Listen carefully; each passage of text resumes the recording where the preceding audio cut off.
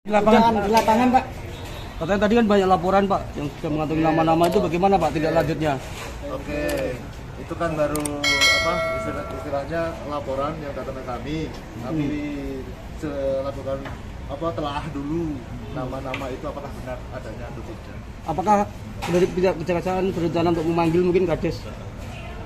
Ya, kita akan lakukan. Kalau gini Mas, kalau tidak bisa kita binasakan. Itu prinsip kami. Yes. Oke. Pak, ini terkait yang kami nggak pengen bikin gaduh Kabupaten Blora. Cuma penegakan hukum harus tetap dilaksanakan. Kalau memang tidak bisa diperingatkan, kita ajar. Pak, kalau yang terkait ratusan juta tadi itu, info-info ratusan juta, 300 juta tadi seperti apa itu Pak? Memang ada seperti itu Pak? Ya, ini baru kita kaji. Kita telah dulu. Apakah benar informasi itu ataukah cuma istilahnya kabar burung aja, karena begitu kan bisa diembuskan oleh si A, si B, si C. Kita nggak boleh, kalau tidak ada dua alat bukti kita tidak boleh menyatakan orang itu bersalah. Kalau duganya sendiri Pak, ada berapa banyak oknum-oknum yang udah dikantongi nama-namanya Pak? Tidak bisa saya sebut di sini ya, itu tahap penyelidikan kami. Oke Pak. Mekanisme ini bagaimana Pak? Ini sudah berjalan, mekanisme ini ada celah nggak? Kalau mekanisme pemindahan perangkat desa ini secara administrasi ya, kemarin yang ada masalah kan bantuan mal administrasi, kalau yang lain masih sesuai rule administrasinya. Kami kan bicara cuma ada penyimpangan hukum atau tidak, gitu ya. Pak, izin namanya Pak?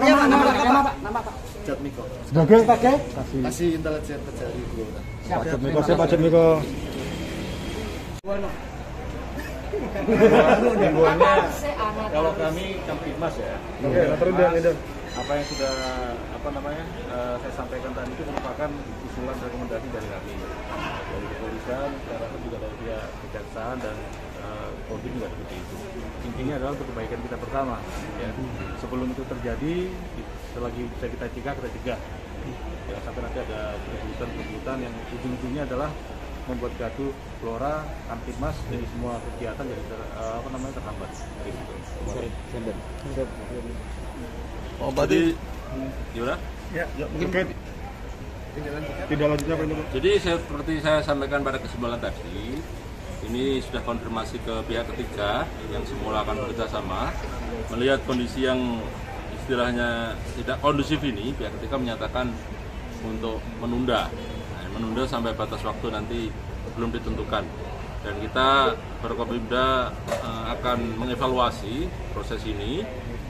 Dan ini tidak menggugurkan proses yang sudah berlangsung sampai CAT. Istilahnya hak peserta tetap dilindungi. Nah, ini kita akan minta pada camat, saya akan menerbitkan SE untuk camat memerintahkan kepada desa, panitia pelaksana desa untuk mengumumkan hasil yang sudah dilaksanakan. Kalau tes komputer kan tidak mempengaruhi penilaian. Jadi komponen 60%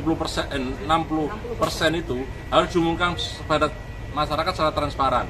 Kan ada juga pengaduan yang masuk, pengabdiannya palsu dan sebagainya. Ini harus diverifikasi dulu, harus dikelirkan dulu.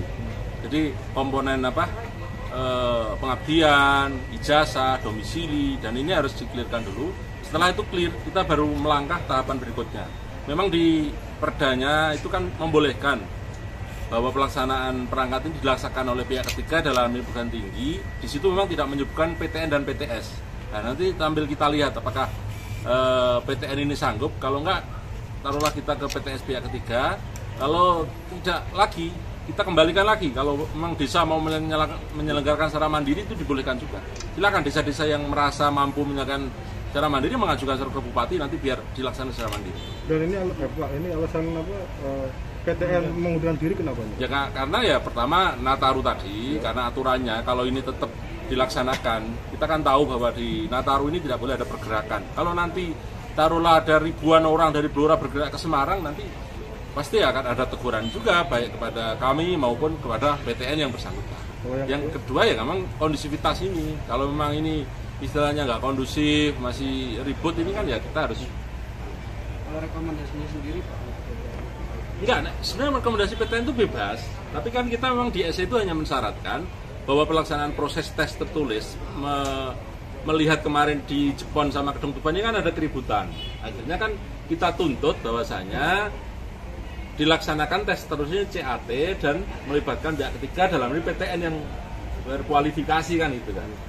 Nah, jadi bebas soal panitia dalam hal ini adalah penyelenggara Pilprades tingkat desa itu berhak memilih. Jadi kita nggak juga harus mengharuskan ini enggak. Tapi kan PTN yang sanggup dan yang PTN yang mau ini tentunya kan tidak semua.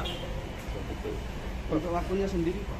Waktunya nanti kita akan susun setelah Nataru ini tanggal 7 Januari ini kita akan susul tahapannya. Taruhlah nanti mulai tadi yang saya sampaikan, nanti kita undang lagi pihak panitia istilahnya mau menyelenggarakan dengan PTN mana, PTN-nya yang dipilih pun akan kita minta untuk presentasi dan kita nanti ada MOU. Nah, sementara tadi kan ada laporan ketika pihak ketiga memakai PTN ini pihak panitianya nggak tahu. Nah, ternyata ini kan transparansinya kurang.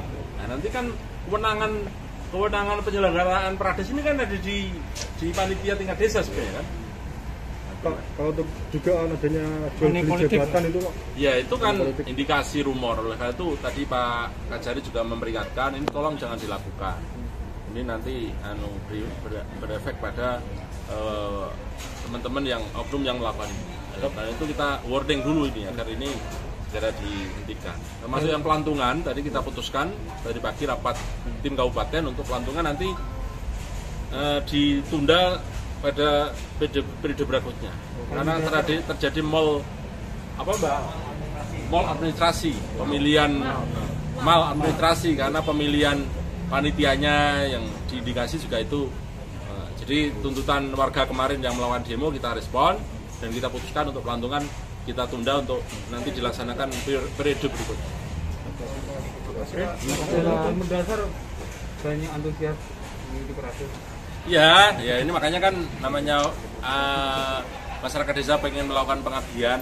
Oleh karena itu hak mereka kan harus kita kasih dengan tadi tahapan-tahapan yang transparan yang bisa diikuti. Termasuk perskoran ini kan kita sesuai dengan perda yang ada. 60% ini terdiri dari ijazah, domisili dan lain-lainnya ini. Itu antusiasnya banyak, itu hal yang mendasar ya karena mungkin ingin mengabdi kepada desanya, ya tanyanya kepada mereka, jangan ke saya. Lapangan pekerjaan ya mungkin salah satunya itu, salah yang lainnya mungkin ya karena dia ingin mengabdi ke desanya atau motif-motif lain itu kan macam-macam.